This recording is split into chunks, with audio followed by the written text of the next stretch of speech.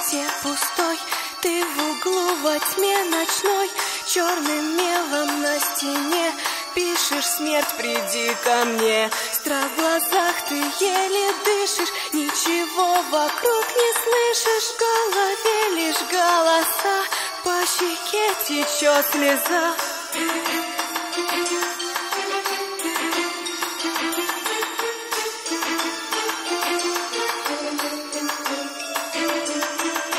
Ты в чужой стране теперь, и тебе открылась дверь в мир, где души обитают, медленно тебя сжирают. Ты боишься, ты бежишь прочь от тех, с кем говоришь, и твои глаза пустые, у тебя шизофрения.